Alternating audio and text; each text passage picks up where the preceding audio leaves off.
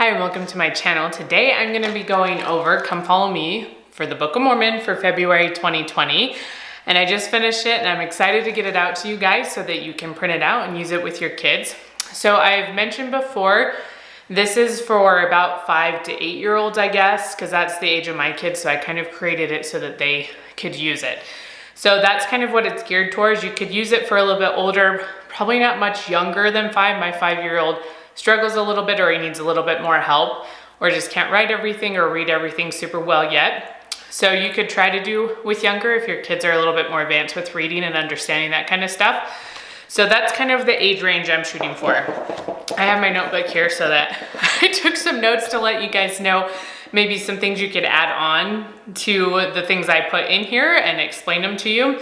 So I wrote them down so I wouldn't forget. So the first thing that I wanted to talk to you about was, let's open this up and see. Here we go. So in here, I made this little, it's kind of like a timeline, I guess, about when Nephi breaks his bow. And so you can go through the scriptures and the kids can draw pictures and you can read them to them. But something I thought would be really fun to do with this is to get bow and arrows. You can get some cheap ones off of Amazon. I know this because we are doing a night and like medieval time unit right now. And so I've been getting like little foam swords, and I just ordered some bow and arrows that have suction cups on them. So you could use those and actually have them experience what it's like to hunt. You don't have to actually go hunting. Maybe you do, I don't know. Hunt with a bow and arrow, and that would just be a fun activity that you could do with your kids and have it be more of an experience and feel a little bit more what it was like to be Nephi and his family. So that was one of the first thoughts I had, that you could enhance that activity. So the other page, I have a few pages I wanted to talk to you about. So this page is just a maze about getting to the promised land. If it focuses, it's focusing on me right now, but there you go. And so something else that I thought would be fun to do this is you could have a journey through your house. Maybe if you have a basement or just a large space, or maybe not a large space, you could just create some sort of maze or adventure through your house to make it a little bit more real life for your kids. And maybe if you live someplace warm, you could make little boats and send them down the river. It is not warm here right now, so we're not going to be doing that. There is so much snow on the ground. But that's an option as well, to have their boats kind of journey like Nephi and his family did on their boat. And these ones I did not make. These are at the end of each of the weeks. So there's 4 weeks in here for February. And these ones are from the primary manual for, the young kids on the churchofjesuschrist.org. And I just added them in. They might be doing these at church on Sunday, but you could also just have them as extra practice. Maybe they want to try them again. Maybe they don't do them at church, whatever. So I just put in, these were just in the primary manual at the very end. So I added them in here if you want to use them. So at the end of each of the 4 weeks, if I could speak, they'll have just this extra page. And if you want to use it, you can. And if not, then you don't have to. But just a little extra practice if you wanted. So something else I put in this one is the plan of salvation, because 2 Nephi 2. Let me see if I can remember all my scriptures while I'm talking to you.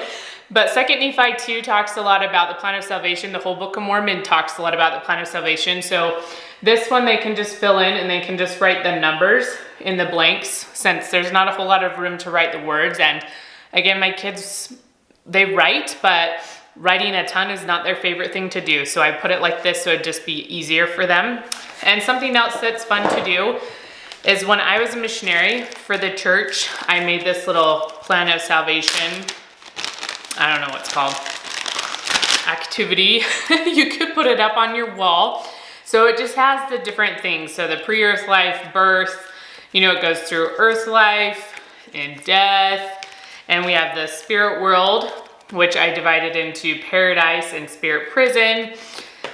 Ooh, and we dropped resurrection and judgment. So we have resurrection, we have judgment, and then we'll get to those in a minute. So then we have the 3 degrees of glory right here. So you can see those. So you could have something like this. You don't have to make your own. There's a ton you could find online, or even at Deseret Book or Siegel Book and Tape, they have options. And then I also have your physical body and your spirit body. So you can talk about when they're born, they have a spirit body that gains a physical body. So this is just a good thing you could put up visually the whole time you're talking about the Book of Mormon if you wanted. So it's just something they can see, and it helps them to remember the plan of salvation and what the Book of Mormon talks a lot about.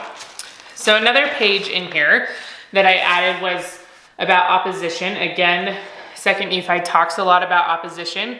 So I just did a bunch of opposites, but to enhance this, you could always have water, like hot and cold water, and have them not like super hot water. I don't want you to burn your children, but they can put their fingers in it and feel the difference or whatever. Maybe hot cocoa and some like cold juice or water.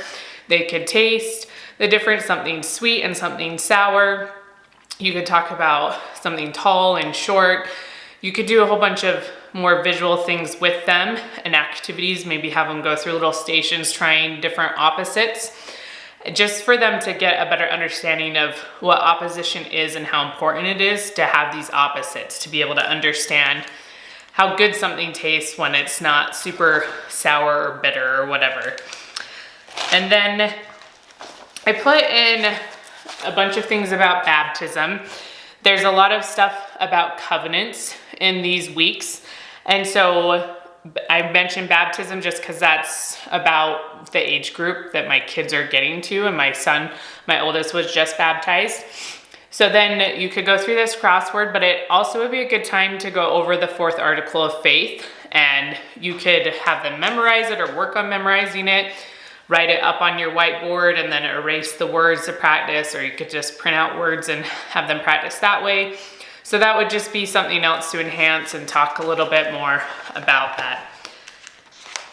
And then I also put a lot of things in here about temples, because Isaiah is found in these chapters, which sometimes can be a little bit difficult.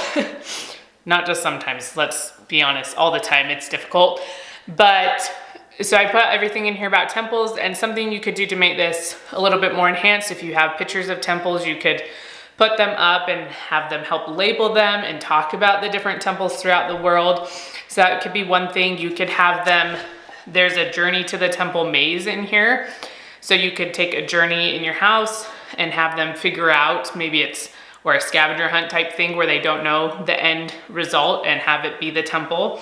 So you could make it a little bit more interactive that way, especially for young kids. And then one of the last things I wanted to mention in this book is I put something in here. It talks about the millennium a little bit in Isaiah, and how animals that don't normally get along will get along and they'll be together. So again, I put them in here so they can label these different animals, but you can just talk a little bit more about it and maybe mention, would a tiger ever just like cuddle with a sheep? You know, would that be the kind of relationship they would have? But when Christ is on the earth, that will be, and how there'll be this peace. So you could mention that and talk about it. And then just a few things to review. If you get done with those things and you just want to review, I have bingo cards I've made, and I'll link them in my blog post below, along with this to download if you want to download it and use the booklet. So I have ones for 1st Nephi, which I showed you last month. So we finished up 1st Nephi, and each of them has 3 cards. They're just slightly different versions because I have 4 kids, but only my 3 oldest really can play right now. So they have pictures on them and the names, and the cards come with them right here. And so you can just print them all together, and you can just say the names if you want and just have them find them. You can just show them the picture if that's easier. Or you can kind of test them on it and say, this person built a boat, or this person had, I don't even know, let's see what else is on here. Or this person had a dream, you know, talking about Lehi and the tree of life. So you can quiz them on those different things. And then I also have this one for 2nd Nephi. And again, they won't remember all this stuff, or we will not have covered all of this stuff, but you can still talk about it. So it has the different degrees of glory. It has the plan of salvation. So there's a lot of things on here that can help them review and remember. And my kids love playing bingo. It's like their favorite thing. And you can use fun markers like chocolate chips, or you can just have something that's not candy related. And you could have prizes if you want, or you don't have to. So it's just a really fun thing to do. And then last month I had also mentioned the Ikes book, and I think this would be really good for review because the first several people in it are all Lehi and Nephi and their family. And so each page, if you didn't see last month, it kind of goes over, I can't hold on to it. It goes over the person, it talks a little bit more about them, and on this side it gives an activity that you can do in relation to that person. If you see any mistakes in here, please let me know. I've looked over it several times, but even with my kids going through last month's, I still find like mistakes. And they really have enjoyed doing last month's. It's been fun for them. They get excited about it. They like the activities. And so I think it's been a really good experience for them and for me to create it. But I still have found mistakes and things that need to be fixed. So if you see something, please comment below and let me know.